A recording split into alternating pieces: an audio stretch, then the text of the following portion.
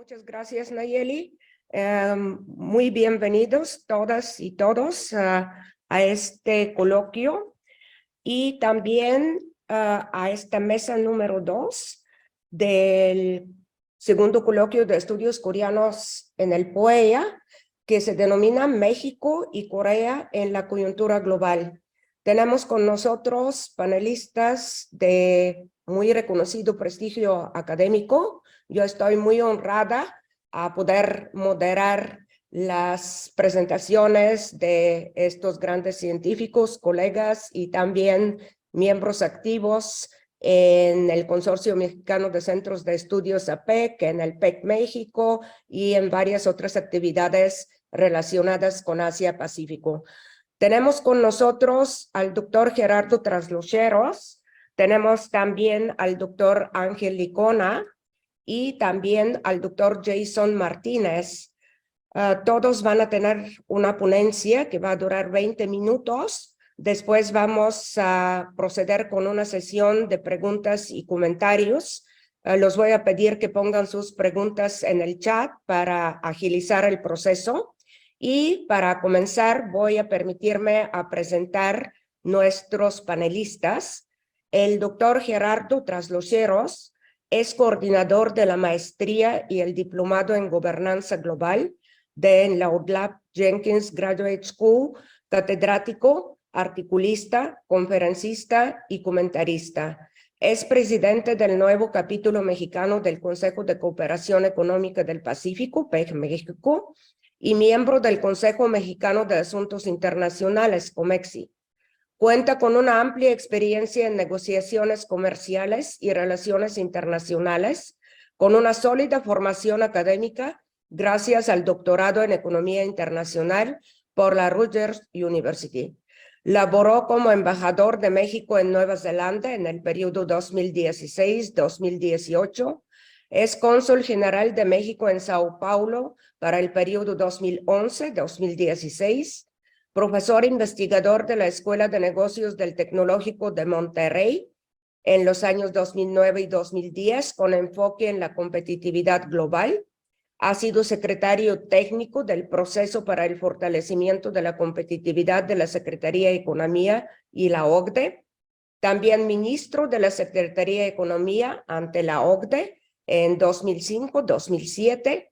Es coordinador de las negociaciones del Acuerdo de Asociación Económica entre Japón y México, presidente de la reunión de altos funcionarios de APEC en la cumbre de APEC en México 2022, coordinador de las negociaciones del Tratado de Libre Comercio entre México e Israel. También es doctor en Economía Internacional por la Universidad de Rutgers, lo que ya mencionamos, maestría en Políticas de Estabilización Económica por la Universidad Católica de Río de Janeiro, licenciatura en Matemáticas por la Universidad de Winthrop y estudios en Economía en el ITAM. Voy a permitir a presentar nuestro segundo panelista. Él es el doctor Ángel Licona. Es profesor e investigador en la Facultad de Economía y el Centro de Estudios e Investigaciones sobre la Cuenca del Pacífico de la Universidad del Colima. Es miembro del Sistema Nacional de Investigadores del Consejo Nacional de Ciencia y Tecnología. Ejerce como académico en los niveles de licenciatura, maestría y doctorado. Cuenta con publicaciones de manera individual y en coautoría de 6 libros, 17 capítulos de libro y 36 artículos de investigaciones comparadas de México, Corea del Sur, países del noreste asiático y Alianza del Pacífico, relacionadas con temas del crecimiento económico, la política de ciencia y tecnología, competitividad, nuevas tecnologías, emisiones de dióxido de carbono y estrategias verdes de crecimiento, así como puertos y comercio, entre otros. Ha presentado más de 50 conferencias y ponencias de manera individual y colegiada en distintas universidades de México, Corea del Sur, Filipinas, Estados Unidos, Colombia, Argentina, Brasil y Chile. El tercer panelista que va a participar en esta mesa 2 es el doctor Jason Martínez. Es licenciado en Relaciones Internacionales, egresado de la UNAM, y doctor en Relaciones Transpacíficas por la Universidad de Colima. Ha escrito y colaborado en varias publicaciones y brindado charlas sobre la relación de México con la región Asia-Pacífico. El doctor Jason Martínez cuenta con una experiencia de 20 años dentro del sector público, desde 2001 a 2021, durante los cuales estuvo involucrado en la participación de México en diversos foros y organismos económicos multilaterales, incluyendo el Mecanismo de Cooperación Económica Asia-Pacífico, APEC, el Grupo 20, la Organización Mundial de Comercio, así como encargado de la relación comercial con los países de la región Asia-Pacífico, destacando Japón y China. Representó a México en prácticamente todos los principales comités y subforos de APEC y en diversas ocasiones fungió como funcionario de alto nivel alterno. Estuvo a cargo de la coordinación y seguimiento de las relaciones económicas bilaterales con varios países de Asia, así como de la participación en los mecanismos de diálogo institucional para fortalecer los vínculos económicos con Australia, Nueva Zelanda, Japón, China, Corea, Singapur, Hong Kong y Taipei chino, entre otros. Fue parte de la coordinación de la negociación del acuerdo para el fortalecimiento de la asociación económica entre México y Japón y de manera particular en la negociación del capítulo de cooperación 2003-2005. Actualmente es consultor independiente para temas de comercio e integración económica regional. Bienvenidos, doctor Traslocheros, doctor Ángel Icona, doctor Jason Martínez. Estamos muy afortunados de tenerlos en este panel hoy en día. Y sin más preludio, le voy a pasar la palabra al doctor Gerardo Traslocheros, quien nos va a presentar el tema Corea del Sur y México, complementariedades y retos ante la posible firma de un TLC. Adelante, doctor Traslocheros. Muchas gracias, doctora Ivanova. Espero que sí vean mi pantalla. Creo que sí. Se ve bien. Perfecto, perfecto. Bueno, pues muy agradecido con la doctora Ivanova por su presentación. También extiendo mi agradecimiento a la doctora Alicia Girón, a la doctora Nayeli López y a la doctora Vania de la Vega, que han organizado todo este evento tan relevante, ¿verdad? Y me siento muy honrado de estar en este panel acompañado por los doctores Ángel Icona y Jason Martínez. También quisiera señalar que pues las opiniones que aquí expresé yo no necesariamente coinciden con los de las instituciones con las que laboro y participo. Bueno, entonces vamos a hablar sobre la posibilidad de un TLC entre México y Corea del Sur, ¿sí? Complementariedades y retos ante la posible firma. Bueno, primera pregunta es que si es posible un TLC entre México y Corea del Sur. Pues esta sería ya la tercera vez que México intenta negociar con Corea. Es muy difícil que suceda esta vez, pues el gobierno mexicano, con motivo de los 60 años del aniversario de las relaciones entre los dos países, había acordado con el gobierno coreano el lanzamiento, el banderazo inicial para el acuerdo bilateral, ya se retractó.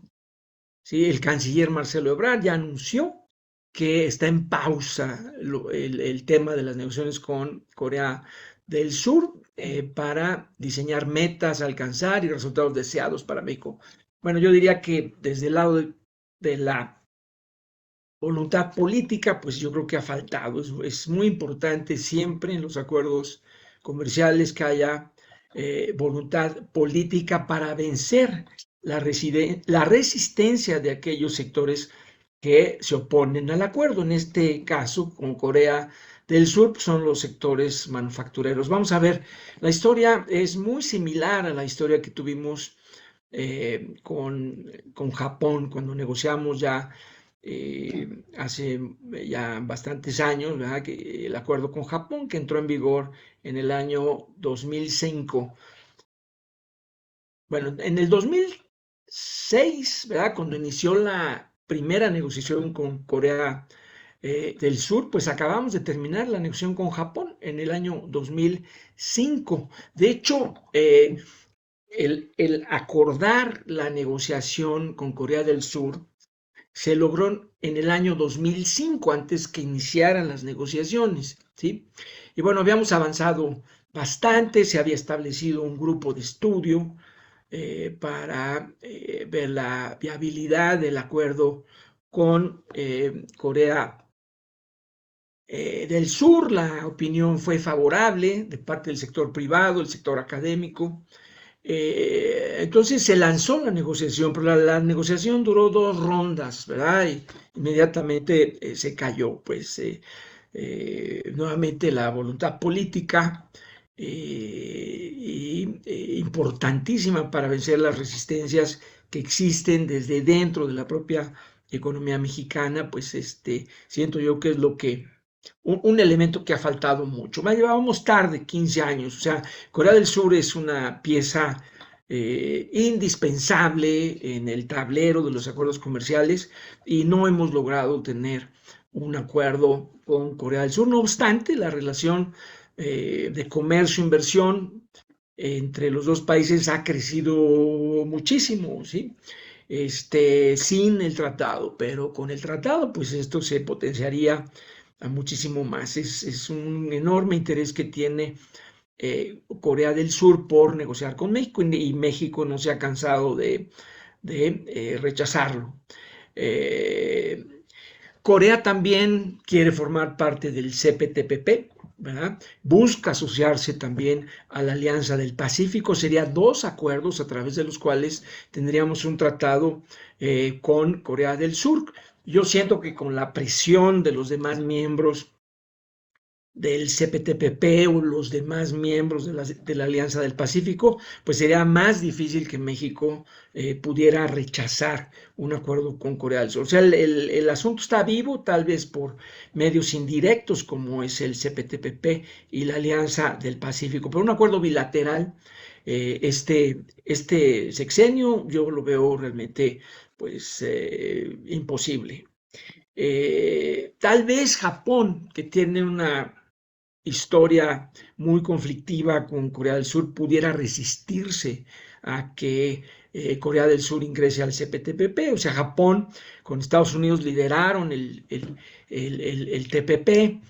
Japón fue el líder del CPTPP, pero Corea del Sur, que debió haber aparecido en este acuerdo, no lo hizo.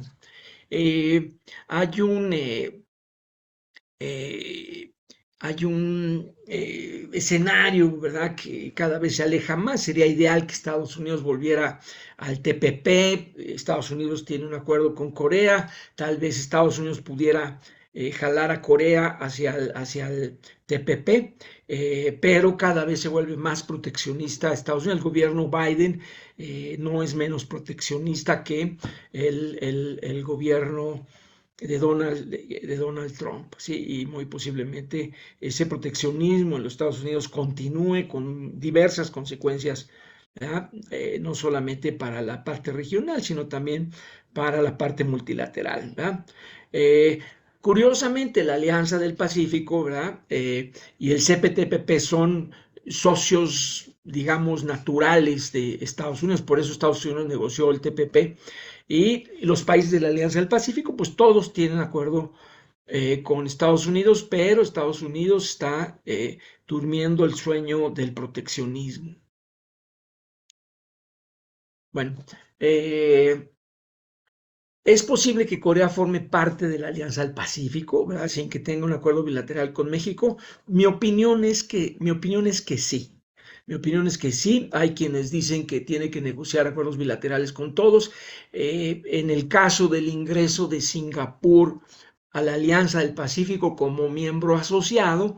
Yo no sé, si ustedes saben, por favor, hacérmelo saber, de un acuerdo que tenga Singapur con, con, con Colombia, porque sin ese acuerdo, ¿sí?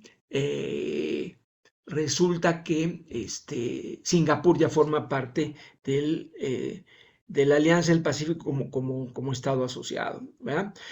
Los sectores que se oponen al acuerdo con Corea, pues es el acuerdo siderúrgico, sector químicos, autopartes, automotriz, ¿sí? Los sospechosos usuales, los mismos sectores que se opusieron con Japón, son los sectores que están oponiendo con Corea del Sur, en gran medida porque son dos economías que tienen unas estructuras muy similares realmente, ¿sí?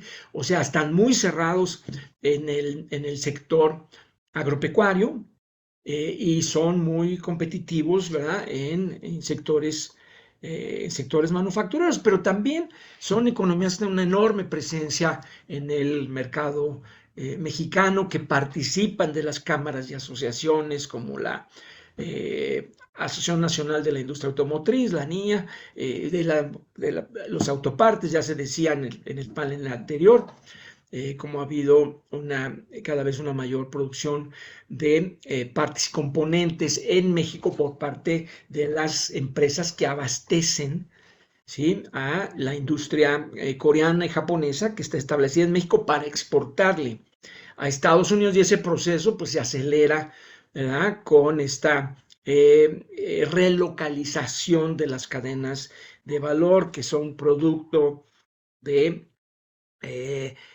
las tensiones geopolíticas, ¿verdad?, entre Estados Unidos y China, del COVID y también de la guerra en Ucrania, las amenazas, ¿sí?, de un conflicto bélico entre China y los vecinos, ¿verdad?, por si decide en algún momento tratar de tomar a Taiwán por la fuerza, ¿sí? Nuestros sectores agropecuario y primario, minería, ¿sí?, pesca, pues favorecen, ¿verdad?, la negociación del acuerdo. Sería el gran ganador de este acuerdo con Corea, ¿verdad? Un acuerdo limitado, ¿verdad? Digamos, tipo país en desarrollo, un acuerdo de alcance parcial. Yo veo muy difícil que fuera permitido frente a la OMC, no obstante que ambos países se autoconsideran en desarrollo, ¿verdad? Mucho menos es el caso con Corea del Sur, ¿verdad? Sin duda tendríamos que cumplir con el artículo 24 del GATT, donde se tiene que incluir sustancialmente todo el comercio. Será un acuerdo que tendría que ser revisado por los demás miembros en la OMC, a pesar de que la OMC tiene ahorita muchos problemas. Ya se habló de la OMC, no es el caso hablar de la OMC en este momento, ¿verdad? Pero muy difícil una nueva ronda, como se pretendía que fuera la ronda de Doha, que fracasó. Entonces eso mostró la limitación de la OMC. Eso también da pie al fortalecimiento del regionalismo, el fortalecimiento de los acuerdos sectoriales, ¿verdad?, en la OMC, donde no participan todos los miembros en los acuerdos que se vayan a negociar, como ha sido el caso en los acuerdos de tecnología de la información y otros también que se han desarrollado, ¿verdad? Muy seguramente que los agricultores coreanos se resistirían de la manera como lo hicieron los agricultores en Japón, pero desde el 2006 Corea del Sur ha estado negociando muchos acuerdos, ¿verdad? Por lo que, de caso que sucediera el acuerdo, pues tendríamos que competir con los países con los que Corea ya se abrió, ¿sí?, en sus sectores primarios. Pero bueno, es importante, nuestro Consejo Nacional Agropecuario es el principal abogado que favorece este acuerdo y dice: yo quiero un acuerdo con Corea porque mi principal impedimento, ¿verdad?, son los aranceles que enfrento. Yo quiero llegar a Corea para poder competir con quienes estén ahí dentro de ese mercado. Entonces, nuestro mayor interés con Corea es el sector primario, la agricultura, la minería, la pecuaria, la pesquera, el sector silvícola, pero la resistencia del sector manufacturero, de los sospechosos usuales, pues no ha sido posible vencerla. ¿Ok? Bueno, pero para nosotros ofrecer seguridad a las inversiones de Corea es prioritario. O sea, no basta ofrecer la seguridad a través de un API, ¿sí? El acceso al mercado que le garantizamos nosotros a las empresas coreanas que se establezcan en México y que busquen exportar a Estados Unidos también es muy importante. Claro que ese acceso se los garantizamos a través del TEMEC, pero la llegada también de componentes directamente de Corea, de inversión de Corea, pues a través de un tratado, pues sería mucho más provechoso, ¿verdad?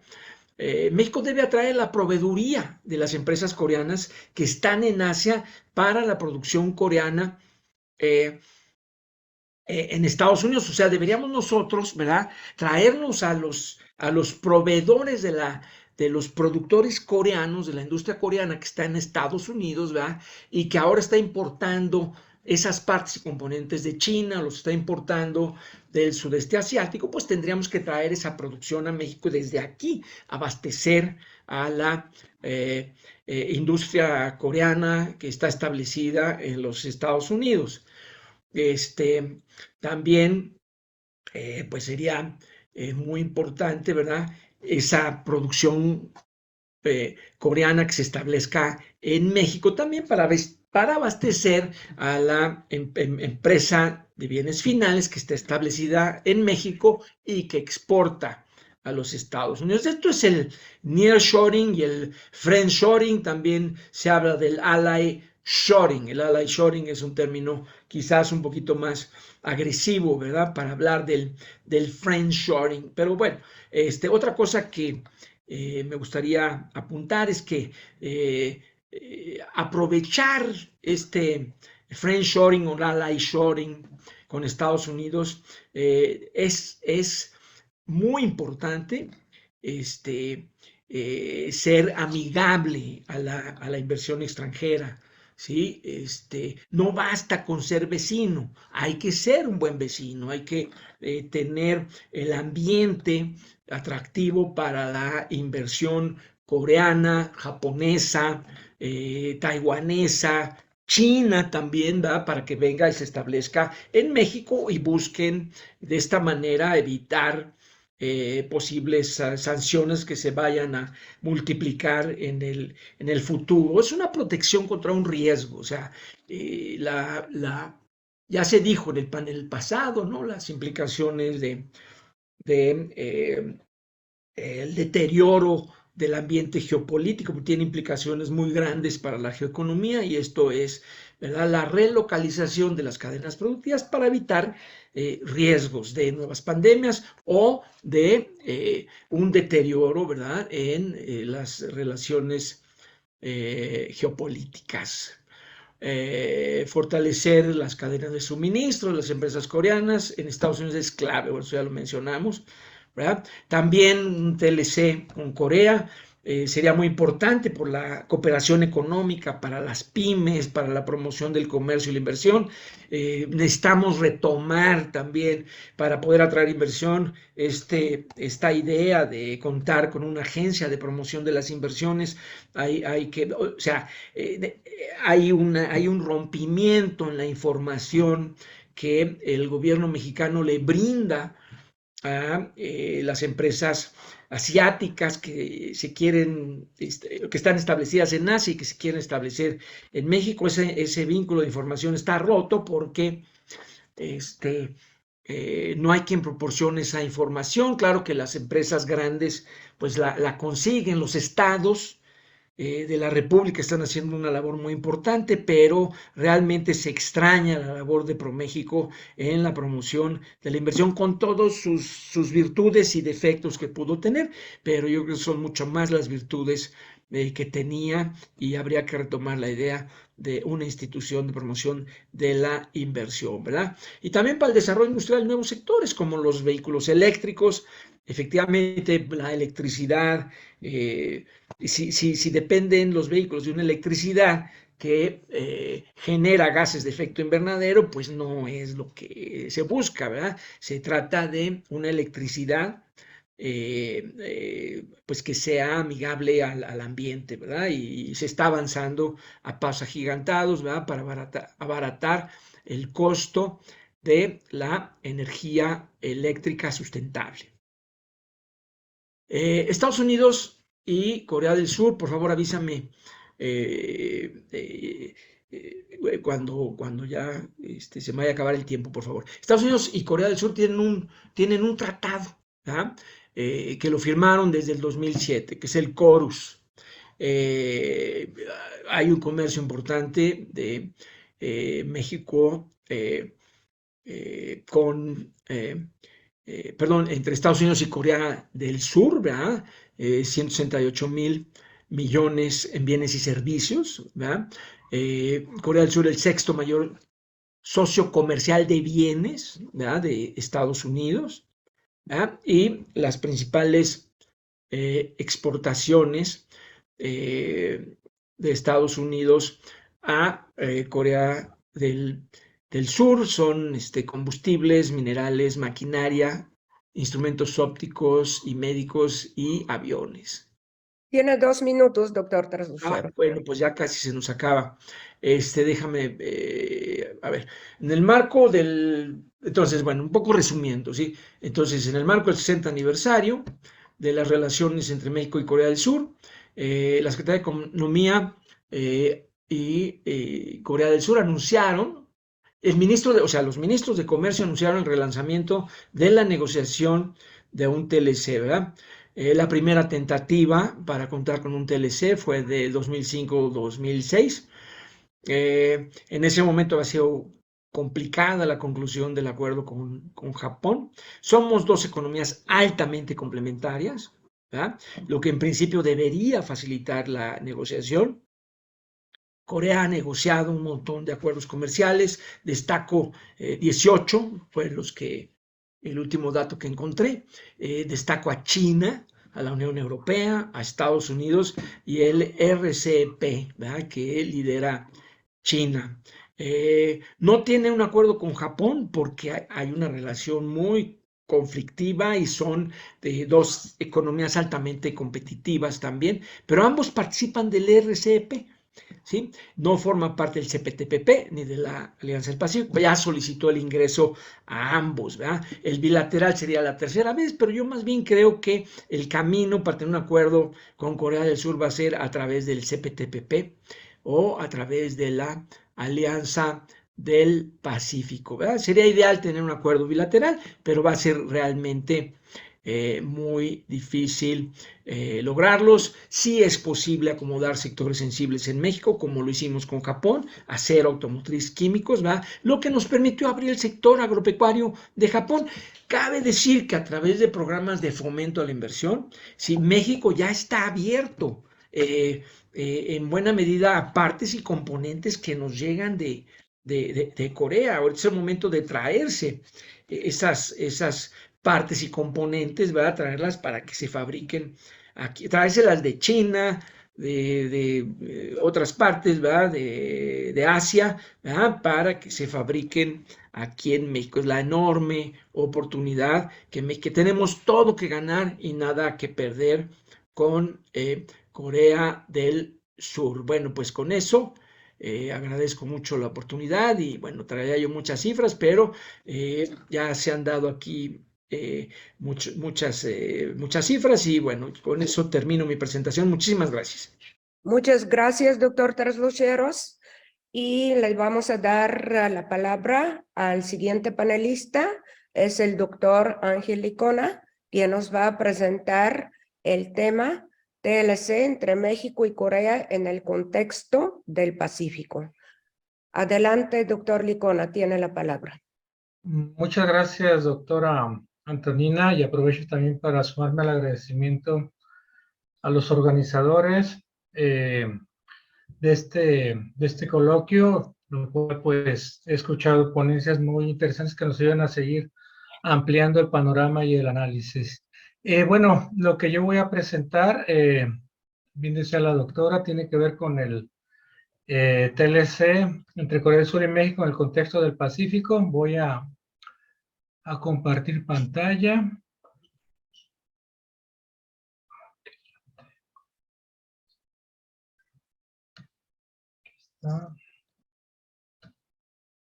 Y no sé si ya la logran ver. Sí se ve, doctor. Ah, muchas gracias. Nomás hay que ampliarla. Ah, ok, sí, gracias. Ya. Ya está bien. Ok, muchas gracias. Bueno, de nuevo, muchas gracias. Voy a ajustarme a los 20 minutos que nos han dado. Y bueno, esta reflexión las he dividido pues en un objetivo, contextualizamos cómo están los diferentes puntos de México y Corea y por qué desde, pues revisando, ¿verdad?, cómo está la parte del comercio. Si bien ya se ha dado una serie de reflexiones, también nos plantea el doctor Gerardo Luceros, con el actual gobierno es complejo, pero la dinámica del comercio, creo yo, va a llevar a que se firme ese acuerdo posiblemente en esta misma década, porque al gobierno le quedan pues ya a este gobierno pocos años, ¿no? Pero la dinámica del comercio sigue a la alza. Bueno, entonces en ese contexto hay un apartado que tiene que ver lo dividido de los años 80 al 2000, cómo está el crecimiento del comercio entre estas dos economías, más otras que ya se han mencionado, que ahorita las van a visualizar, después de los datos más recientes del 2001 al 2021 y cómo ha estado el comportamiento ahí del comercio, y de igual manera cuál es la participación, y que a mí me invita a hacer esas reflexiones, ¿no?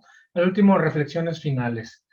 Bueno, nuestro objetivo es, ya les decía, analizar el crecimiento del comercio de Corea del Sur y México y de algunas economías de Asia Pacífico del año 80 al 2021, porque del año 80 es cuando Corea ya empieza a tener más presencia en la parte del comercio, no más atrás.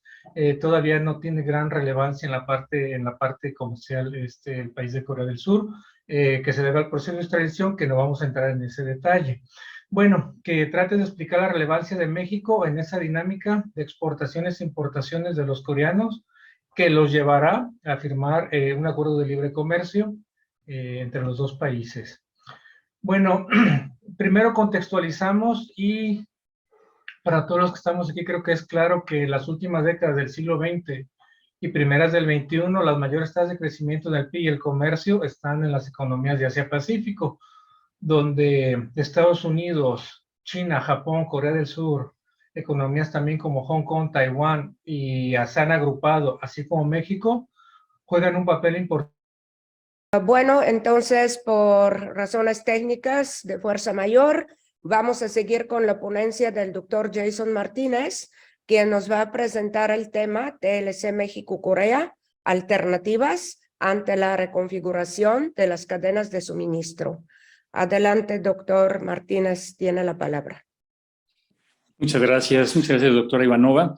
Quisiera pues también agradecer a todo el equipo del PUEA, comenzando por la doctora Alicia Girón, por su amable invitación a participar nuevamente, a Vania, Nayeli y a todo el equipo que está detrás. Y pues bueno, es un gusto estar compartiendo panel con profesores que también fueron mis profesores y mentores, con ex colegas y con amigos. Entonces, pues bueno, esperemos que pronto se restablezca la conexión del doctor Licona. Por lo pronto, pues voy a tomar este espacio para compartirles mi pantalla.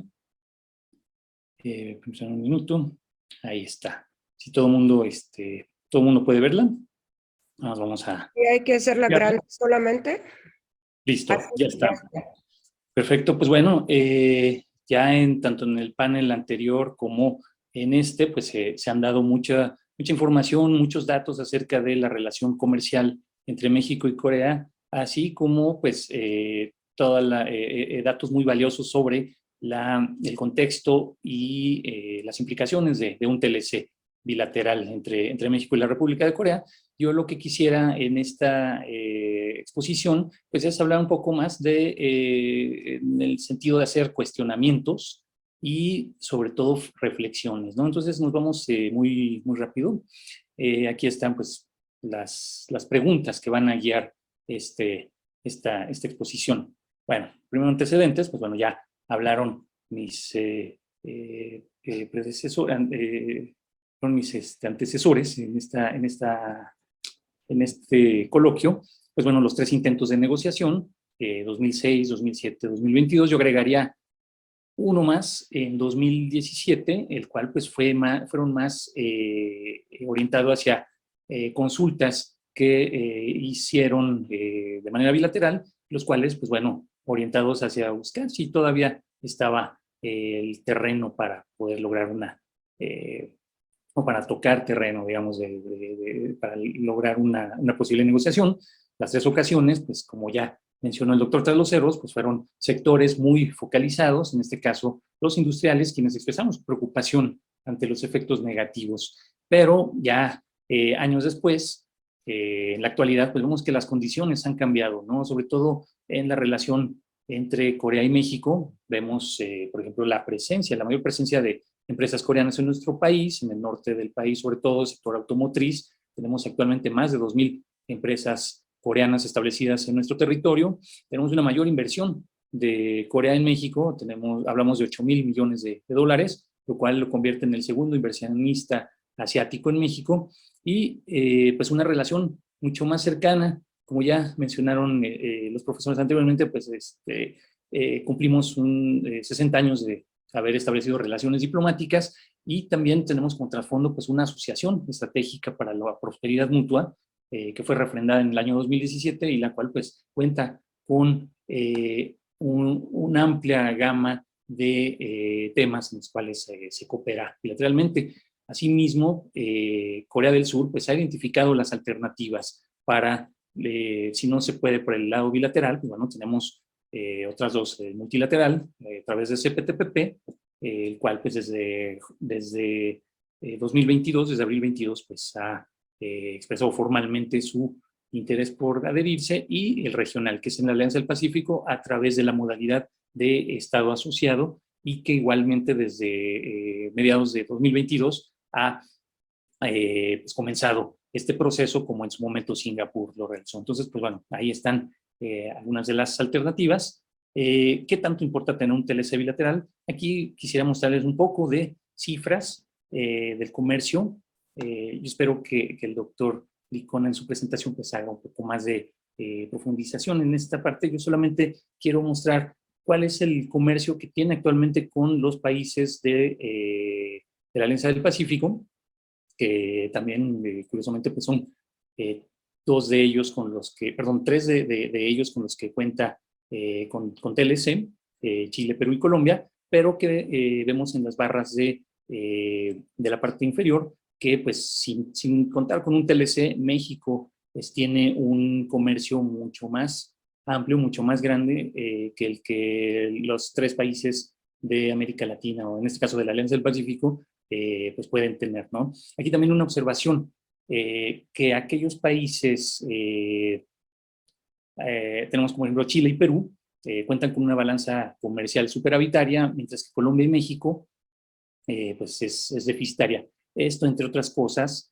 lo podemos explicar por lo siguiente. Aquí, por ejemplo, tenemos los productos que Chile y Perú exportan e importan. La mayoría de las exportaciones pues, son productos, insumos básicos, agroalimentos, minerales, etcétera, y reciben como importaciones de Corea del Sur vehículos, plásticos, maquinaria, equipo, que son productos mucho más, con un mayor valor agregado. En cambio, vamos a la siguiente.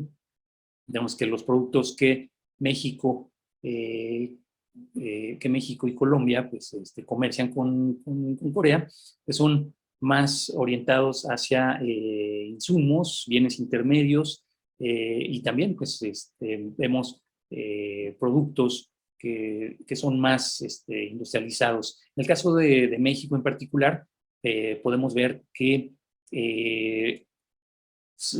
muchos de los productos, de los componentes que se van a comerciar con Corea del Sur, pues pertenecen a estas cadenas de suministro, cadenas de valor, sobre todo en el sector automotriz, en el sector electrónico, en el sector eléctrico, y que esto pues también va a indicarnos que parte de ese gran comercio que se tiene, o de esas cifras que superan a los otros países de América Latina, dan cuenta de que México, en verdad, ha logrado insertarse en las cadenas de suministro y participa en estas cadenas de las empresas coreanas. Esto pues, se ve también reflejado en la presencia, en las inversiones que han aumentado pues en la última década.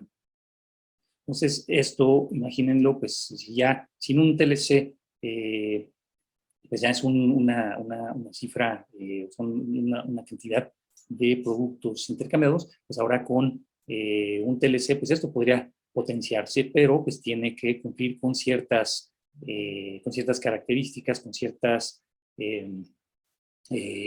requisitos, y que vamos a mostrar más adelante.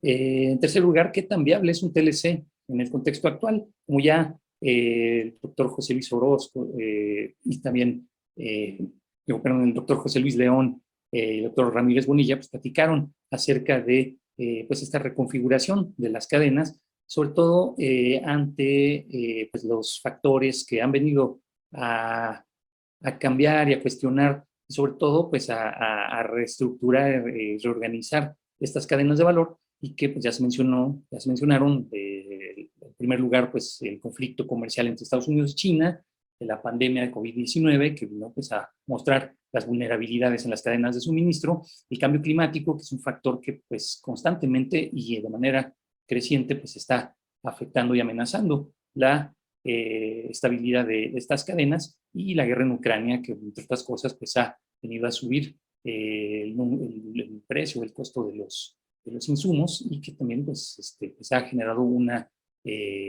espiral inflacionaria, y esto pues se ha traducido en que aquel offshoring o lo han manejado también como relocalización, pues esté revirtiendo en elementos que ahora ya se han mencionado, como el reshoring, el nearshoring y el friendshoring, de los cuales pues ya esto aunado a la necesidad cada vez creciente de que las cadenas de suministro pues sean mejoradas, ¿no? Que sean más inteligentes, que sean más rápidas, más seguras, más cortas, aludiendo a la regionalización, por supuesto, más transparentes, predecibles y sustentables. Y esto es lo que, pues en última instancia, pues están buscando los países, sobre todo pues aquellos que tienen o dependen de esas cadenas de suministro más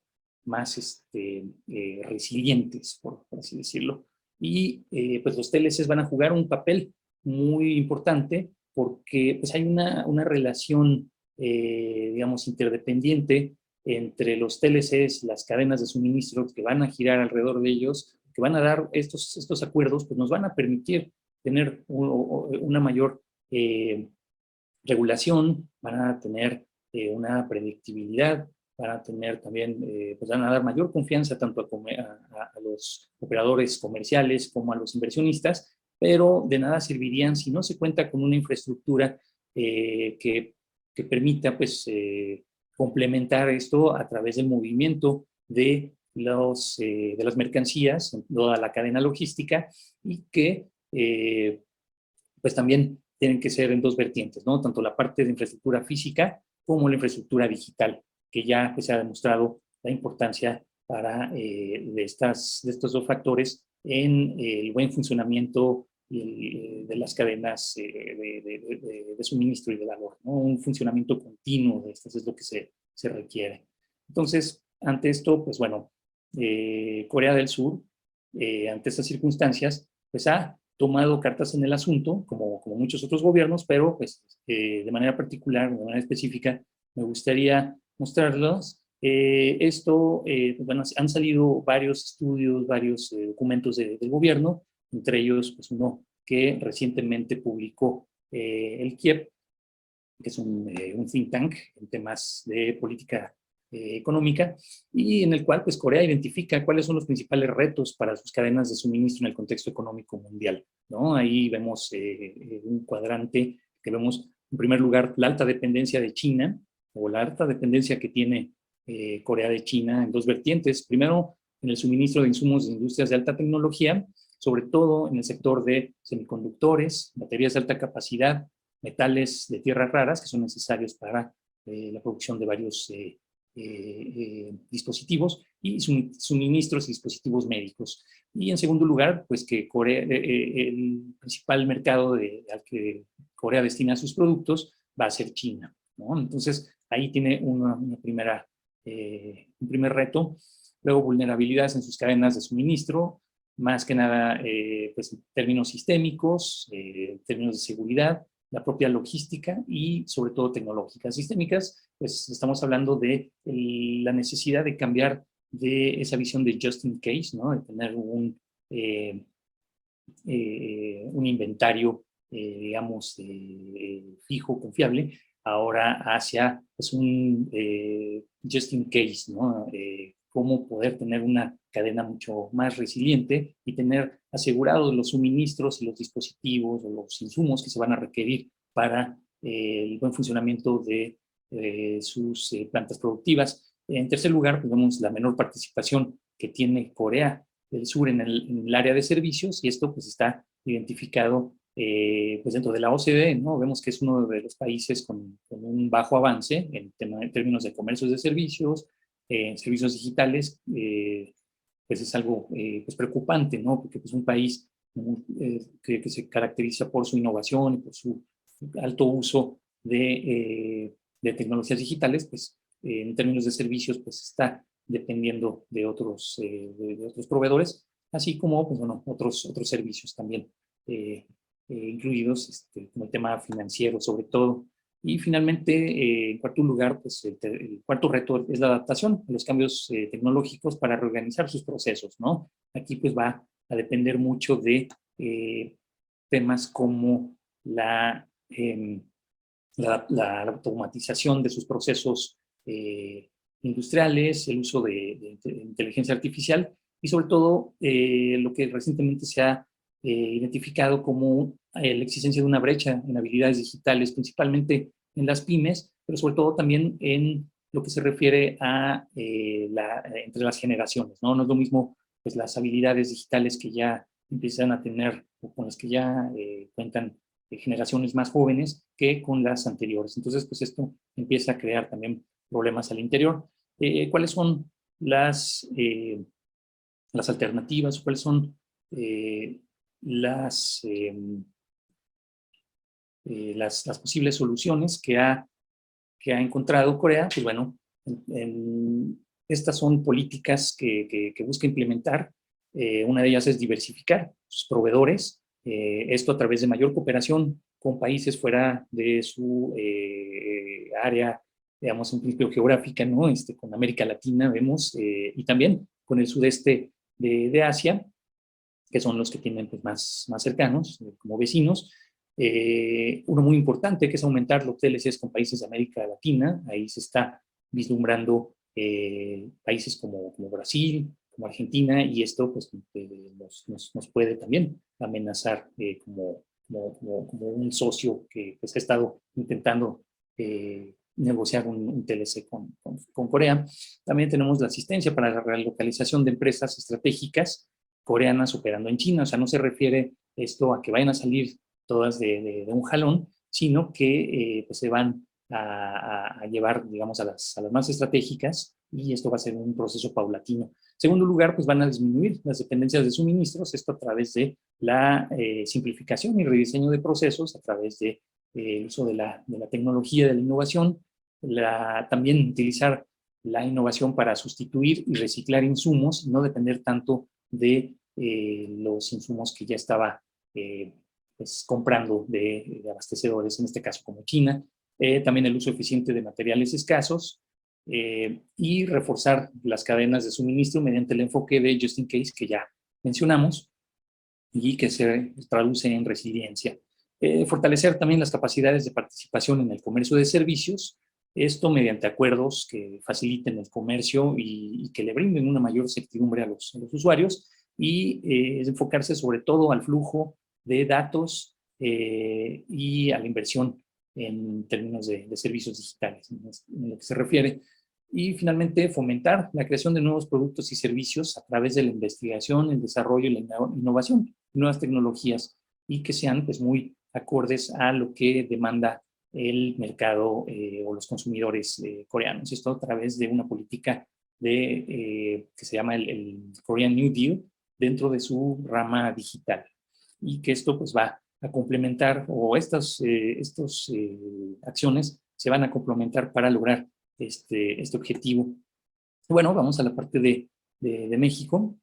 ¿Qué es lo que México requiere? Pues ya una vez que pues, superen o que se supere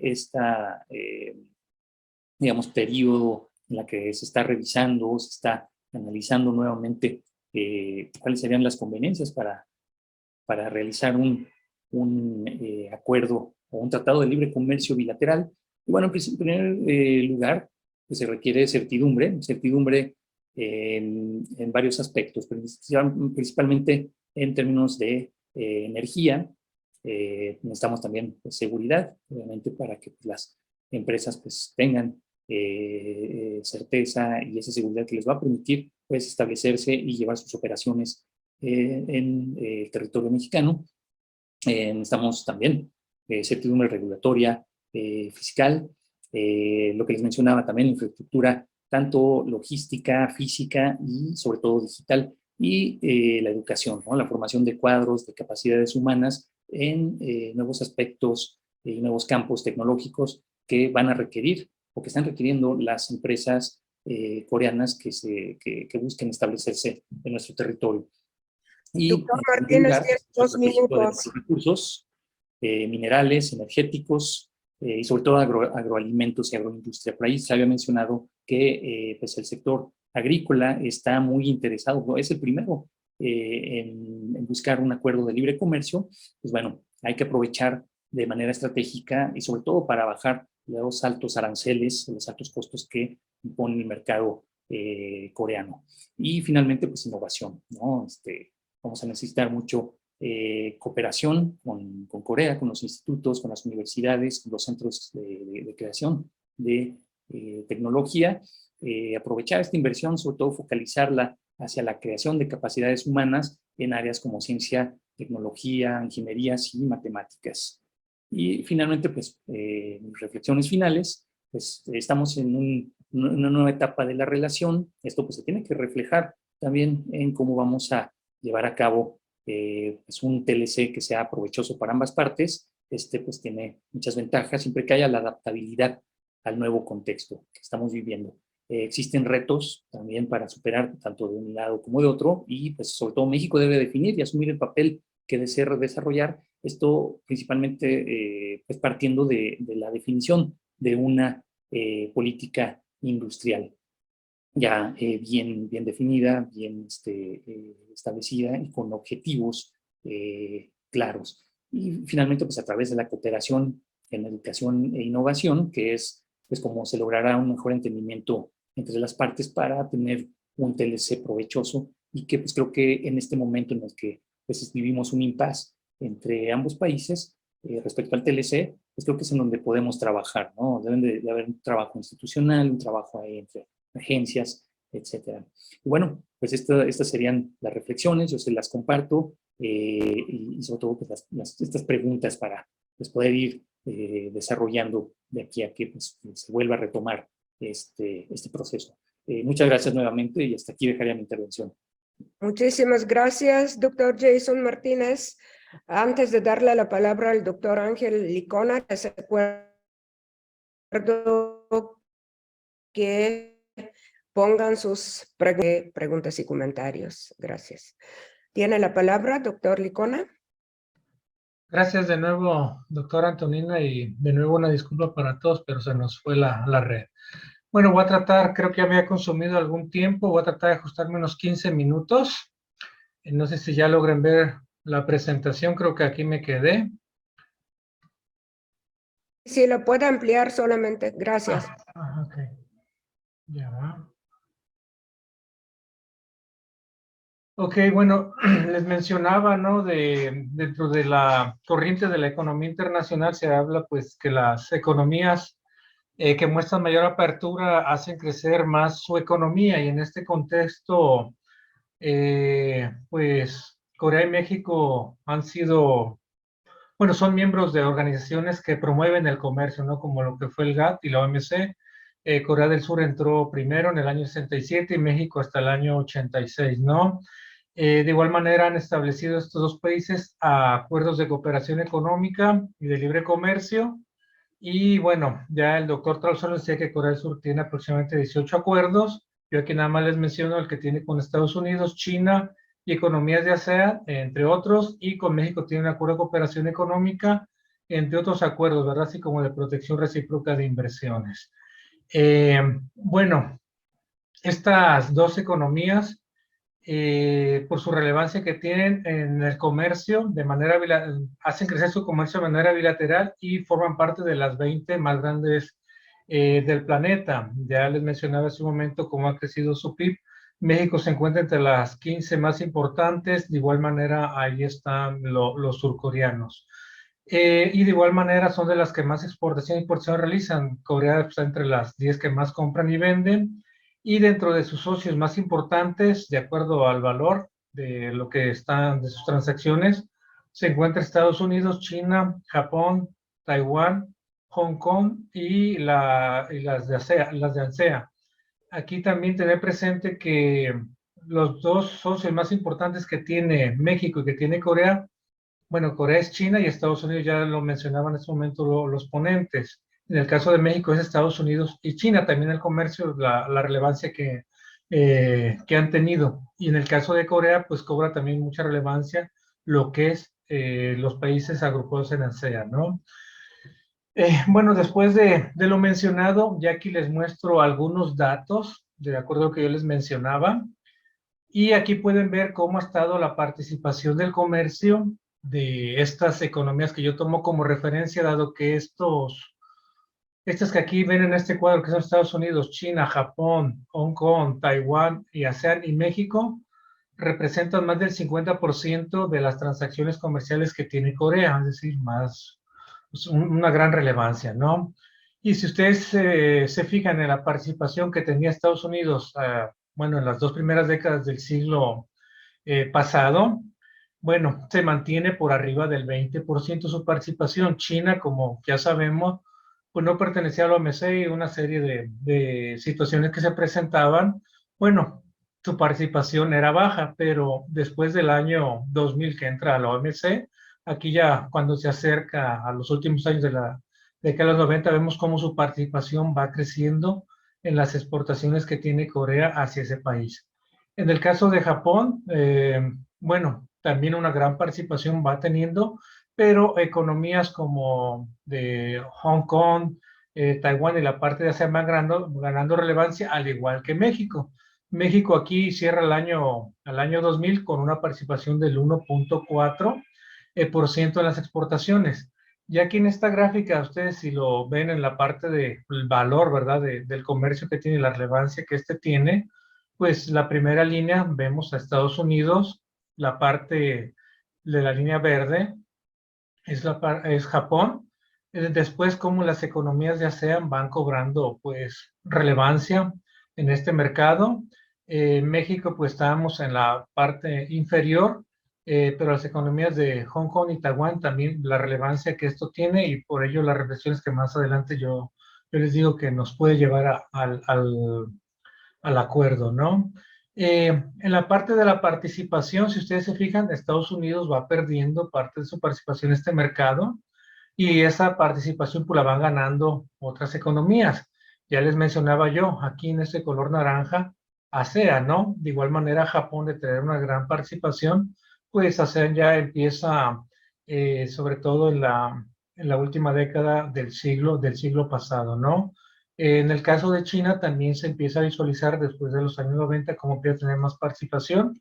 Y si ya lo vemos en términos de las importaciones, cómo se abastecía este mercado surcoreano, porque también hay que decirlo, el mercado surcoreano, como es un gran exportador, siempre tiene pues superávit, ¿no? Superávit en su balanza comercial, y lo cual pues, también le permite tener una gran cantidad de reservas que le ha permitido también pues incrementar su infraestructura y por lo tanto avanzar en ese proceso de industrialización más rápido que otros.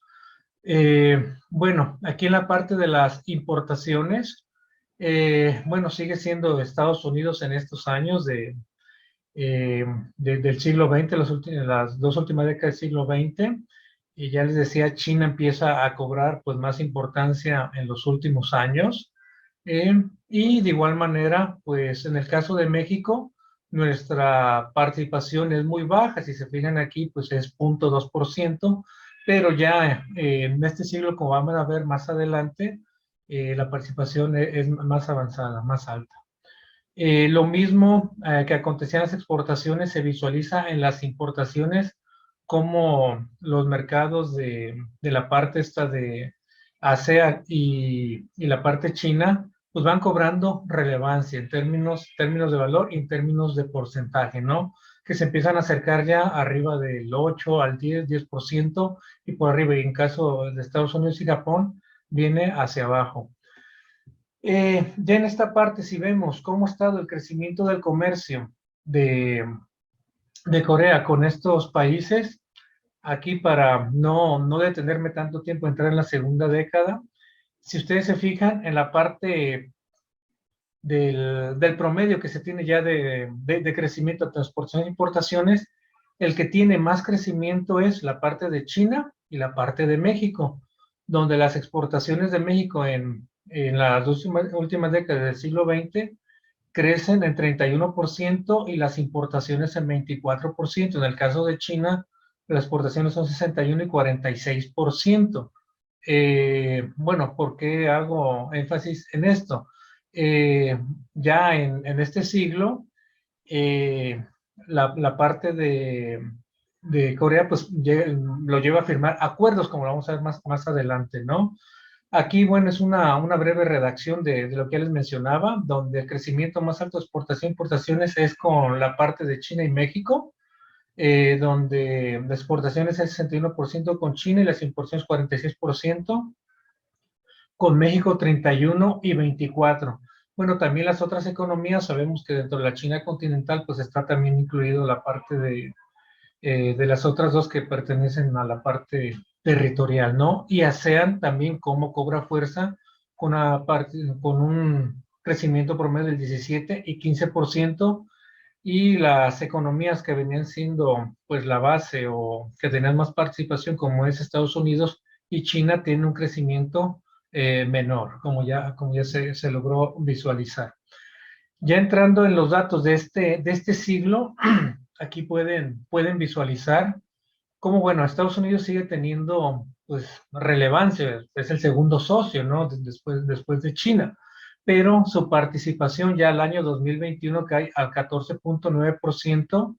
Ya se hablaba hace un momento la parte de las políticas que desarrollan en Corea, dada la alta dependencia que está generando su mercado con el mercado chino, y aquí vemos que ya pues, llega a alcanzar hasta arriba del 25%, ¿no? En el caso de economías como Hong Kong, pues tiene al año 2021 el 5.8%, Taiwán el 3.8%, que si las sumamos pues se acercan al 10%. En el caso de Japón, en esto de las exportaciones, se queda con el 4.7% al año 2021, y México ya tiene el 1.8% en este año, ¿no? Ya aquí tal vez es más ilustrativo cuando vemos en la parte del valor del comercio, cómo pues se va abriendo, ¿verdad?, la brecha de lo que venden al mercado de China. Aquí China es el color rojo. Después tenemos en grupo a las economías de ASEAN, y ya si lo vemos de manera individual, Estados Unidos pues se encuentra en la parte, se va a la tercera posición, ¿no? Y bueno, en el caso de México, bueno, ya en la gráfica la podemos ver un poquito más. Lo que yo les decía, bueno, la participación es más alta y logra convertirse en México en el 10º socio comercial en exportaciones de los surcoreanos. La participación, aquí visualizamos cómo China de nuevo sigue abriendo y de igual manera las economías de ASEAN, ¿no? Y Estados Unidos aquí y la parte de México, como también ahí consideramos nosotros pues su relevancia en este contexto para, pues para que el comercio siga creciendo entre estas dos economías. Si lo vemos en términos de las importaciones, bueno, China sigue siendo pues el más relevante. Y me voy nada más al año 2021 con el 22.5% de participación. Aquí Estados Unidos ya tiene el 11.9% y en el caso de Japón tiene el 8.9% y las economías ya sean el 11% y la parte de México el 1.3%. Aquí de manera más ilustrativa visualizamos lo que ya se mencionaba, ¿verdad? Donde la parte china, pues ahora sí por arriba del 20% de participación también en lo que, en esa cadena de suministro, lo que tiene que comprar el mercado surcoreano. La parte de Estados Unidos, aquí ya en los últimos años, avanza como entre el 12-13%, que ya lo veíamos. ASEAN ya les decía que se queda con el 11%, y Japón pues se queda por abajo del 10%. Y México, que ya les decía, sube al 1.3%. Bueno, en esta parte de igual manera, si visualizamos el crecimiento que se ha dado del comercio de Corea con estas economías, podemos visualizar que el comercio más alto, perdón, el crecimiento más alto se vuelve a presentar con las economías de China y de México. En el caso de las exportaciones con China crecieron en un 12.2% en promedio y las importaciones 13.3%. En el caso de México, las exportaciones 9.4% y las importaciones 17.8%. Es decir, cada vez más productos entran al mercado surcoreano. Claro, sabemos de la inversión, que aquí no la estamos tocando, ¿verdad? Pero las inversiones coreanas están concentradas en la industria manufacturera. De igual manera, le sigue en términos de inversión en la parte del comercio, el transporte y la minería. Entonces, eso también ha llevado a que las compras pues, sean más altas en términos relativos de lo que ellos nos están vendiendo. Y bueno, entonces aquí en este punto, como yo ya les mencionaba, si en esta, con China ya firmaron un acuerdo de libre comercio, lo firmaron, si mal no me falla la memoria, fue en el año 2007, no, con Estados Unidos fue en 2007, tuvieron un acuerdo, el comercio venía creciendo también con ellos, firman un acuerdo en el año 2007. Con China lo firman a mediados de la segunda década de este siglo, y de igual manera lo hacen con ASEAN. Y aquí es donde yo les indicaba, si bien en términos absolutos el comercio de México con los surcoreanos no es de la gran magnitud que tienen las economías que hemos mencionado, pero ya al ubicarse entre los 10, en el 10º socio comercial, habla también de la relevancia de la economía mexicana. Y ya mencionaron otros ponentes, ¿no? De aquí, de los de América Latina, pues México es de los más relevantes. Ya se tiene acuerdo de libre comercio con los países de la Alianza del Pacífico, que es Chile, Colombia y Perú. Nada más nos falta México, ya se hablaba hace un momento. Y entonces, la tendencia en la mayoría de los países Minutos, doctor Licona. 2 minutos, ok, ahorita me ajusto a ello. Entonces, en este contexto de cuando hay un crecimiento alto entre los países, los va orillando a eso de que firmen acuerdos de libre comercio, como pues hay toda una teoría, ¿verdad? Ya de algunos años, como lo planteaba Bela Balaza. Recuerden con Estados Unidos también, antes de firmar el acuerdo en el año 92, les importaba más que lo que exportábamos. Cuando se firma el acuerdo, después ya la balanza se invierte, ¿no? Y México le empieza a vender un poquito más a este mercado. Bueno, como me quedan 2 minutos, ya hablaba ahí la parte del crecimiento, les decía que con México ha crecido más la parte de lo que nos compran en términos relativos. Bueno, ya como reflexión final, bueno, les planteaba que Corea del Sur ha incrementado su comercio y en las 2 primeras décadas del siglo XXI firma acuerdos de libre comercio con Estados Unidos, China y ASEAN, con economías con las cuales el comercio siempre pues, ha tenido una dinámica positiva, ¿no? Las exportaciones de Corea del Sur destinadas al mercado de Estados Unidos en promedio han crecido en 5%, con China 12%, con Hong Kong y Taiwán 7%, Japón 3%, ASEAN y México 9%, y las importaciones que hace de esos mercados con Estados Unidos ha crecido también 5%, China 13%, con Hong Kong 5%, Taiwán 8%, Japón 13%, y aquí pues yo resalto a México, que es del 17%, ¿no?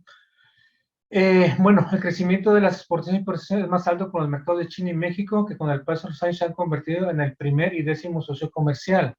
Y por la dinámica creciente que viene presentando México desde las 2 últimas décadas del siglo XX, considero, ¿verdad?, llevará a la economía mexicana y surcoreana en esta tercera década de este siglo a firmar un acuerdo de libre comercio que potenciará más su participación en el flujo de las exportaciones e importaciones, y como ya mencionaba yo, dado el nivel de inversiones que están concentradas en la industria manufacturera y en el comercio. Y con eso termino, y de nuevo muchas gracias. Muchísimas gracias, doctor Licona, por su tan interesante intervención con tantos datos estadísticos que nos presentó. Y voy a pasar a la sesión de las preguntas y respuestas. Tenemos 3 preguntas en el chat. La primera es de Sharon Ocampo, quien nos pregunta: ¿consideran que las cadenas globales de valor representan un riesgo para la economía coreana? Por ello, la búsqueda de un TLC con México disminuiría este riesgo. Ante un posible TLC, ¿qué acciones tendrían que implementar los sectores económicos en México para no quedar en desventaja ante las empresas coreanas? La segunda pregunta, que está muy relacionada, es de Oscar Hugo de la Cruz Pérez. ¿Cuáles son las desventajas del TLC con México para Corea? Tenemos una pregunta más que está orientada específicamente al doctor Jason Martínez, y Dalia Carolina Ramírez Zárate pide ahondar a lo que se refiere con la adaptabilidad de Corea del Sur al contexto mexicano. ¿Se refiere a un tratado en el que tanto México gana y Corea del Sur gana, o alguno de estos países quedará en la posición de perder? Les doy palabra en orden de intervención, aparte de la pregunta que está especialmente para el doctor Jason Martínez. Si gusta, puede comenzar, doctor Trasluceros. Sí, muchas gracias. Déjame prender mi cámara. A ver si entendí bien la primera pregunta, ¿verdad? Si el TLC disminuye el riesgo, ¿verdad?, de la relocalización de las cadenas productivas, pues el argumento es que sí, en efecto, le da mayor seguridad a la inversión, le da mayor seguridad al acceso también al mercado. Un comentario adicional, yo creo que también se ha mencionado, es la importancia de asemejar, ¿sí?, un tratado con Corea del Sur, ¿verdad?, con el TEMEC. Yo creo que tendría que ser altamente compatible. El acuerdo Corus, sí, también es una referencia muy importante, pero yo creo que se queda un poco atrás. Yo creo que el CPTPP va adelante, sobre todo cuando incorpora cuestiones como el comercio electrónico. Jason hizo una muy interesante intervención cuando habla de la visión coreana, ¿verdad?, en relación con las cadenas de valor, ¿sí? Entonces yo creo que esos elementos sería muy importante también buscar incorporarlos en algún capítulo dentro de un posible acuerdo entre Corea del Sur y México, ¿sí? Bueno, yo creo que espero con eso. Bueno, si no hay un tratado entre México y Corea del Sur, México tiene que brindar de alguna manera, de manera unilateral, una serie de seguridades, lo tiene ya que hacer, tiene que tener un ambiente propicio, ¿verdad?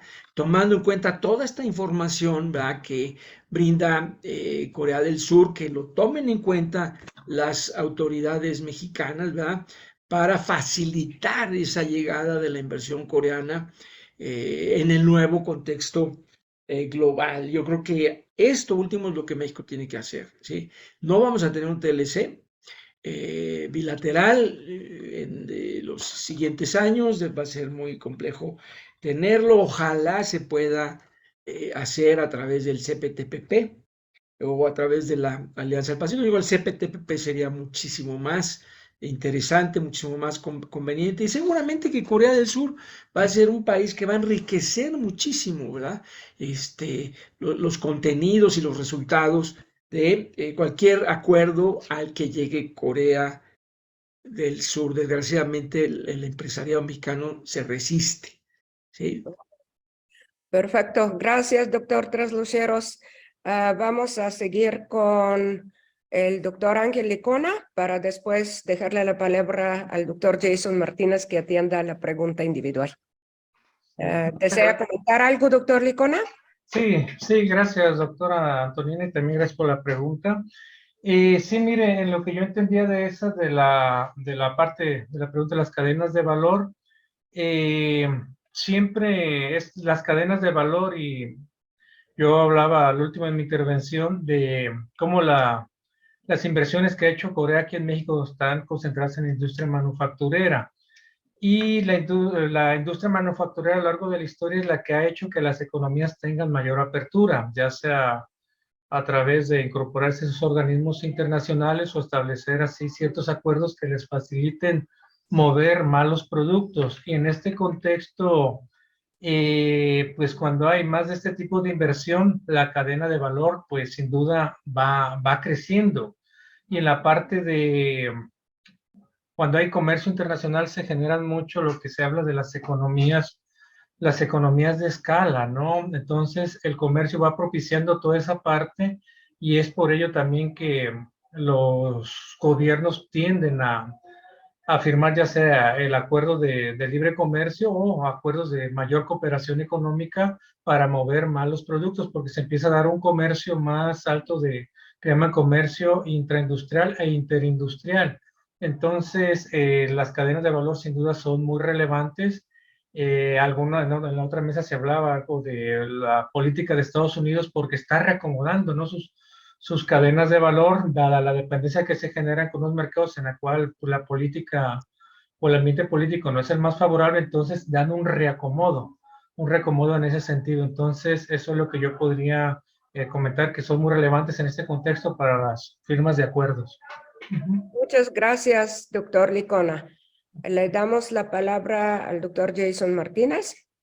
Sí, muchas gracias, doctora. Pues bueno, tratando de englobar las respuestas a las tres preguntas, sobre todo la pregunta específica, bueno, yo quisiera solamente aclarar que, pues bueno, los TLCs pues son interdependientes, ¿no? Son factores interdependientes o bueno, al lado de las cadenas de suministro que van a gravitar alrededor de estos TLCs, porque los primeros pues, van a permitir tanto dar esta certidumbre en reglas comerciales y también pues, propiamente el acceso a mercados y pues, las disposiciones en diferentes ámbitos, ¿no?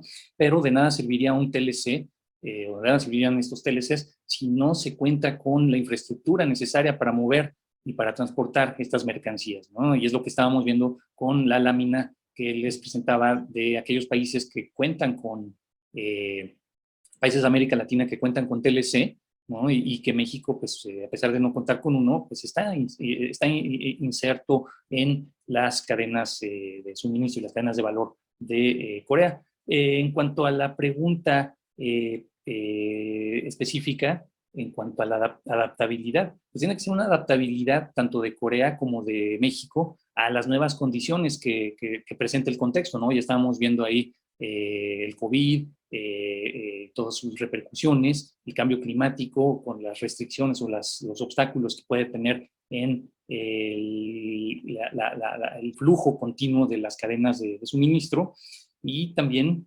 pues bueno, el actual conflicto tanto entre China y Estados Unidos como el conflicto bélico en Ucrania, ¿no? Y todas las problemáticas que está acarreando. Entonces, ya los presentaba ahí cuáles son las acciones que está realizando Corea. Corea ya identificó cuáles son sus vulnerabilidades, cuáles son sus retos, y está realizando acciones en consecuencia, ¿no? Esa, digamos, es la tarea a la que se está abocando el gobierno coreano, lo tiene muy claro, y en el caso de México, pues bueno, tiene que también darse ese tiempo para trabajarlo, para reflexionarlo y para ponerlo en acción, ¿no? Todas estas pues son recomendaciones, ¿no? Sobre todo, pues en 3 ámbitos, ¿no? El de certidumbre, la certidumbre que debe de ofrecer en diferentes ámbitos que son mínimos, ¿no? Mínimos requisitos para poder funcionar bien económicamente, y también pues en el campo de la innovación, la inversión y la formación de las capacidades que se van a requerir. Y como último punto, yo mencionaría que un acuerdo de libre comercio también, tomando en cuenta los factores antes mencionados, debe necesariamente de ir más allá, ¿no? Cuando se firmó el CPTPP, bueno, cuando se negociaba el CPTPP, se observaba como un acuerdo de siguiente generación o de última generación. Ahora, pues bueno, ya estamos a varios años de la negociación del TPP original, después el CPTPP, y los trabajos que se realizaron para el TMEC o USMCA, el cual pues tomó muchos de los elementos y de las disposiciones de las cuales partía el TPP y el CPTPP, los cuales se les habla como altamente ambiciosos. Entonces, un acuerdo entre México y Corea pues tiene que tener un nivel de ambición que vaya mucho más allá de los acuerdos de última generación con los que ya, pues ya se cuenta, ¿no? En diferentes partes del mundo y en los que México está formando parte. Entonces, esa sería mi respuesta para todas las preguntas. Bueno, muchísimas gracias, doctor Jason Martínez. Entonces, como nos quedan prácticamente 2 minutos para terminar el panel, no vamos a tomar más preguntas, vamos a tratar de sintetizar un poco. Sería muy importante, pues, un acuerdo de libre comercio entre México y Corea, dado que ya han sido 3 intentos, 2006, 2007, 2022. Vemos que hay complementariedad. Corea es segundo inversor de Asia-Pacífico en México con $8,000 millones. También el comercio entre México y Corea ha crecido 9.4% en importaciones, 17.3% en exportaciones. Y una cosa muy importante que, a diferencia de inversiones chinas, Japón también se está orientando a los sectores de manufactura, ante todo sector automotriz. Como se dijo, todo este complejo norteamericano de automotriz se puede complementar mucho con inversiones coreanas, los que quieren exportar a Estados Unidos, según el nearshoring, según el friendshoring, pero también que están aprovechando el mercado interno en México y se están concentrando en alguna producción de partes de automotriz.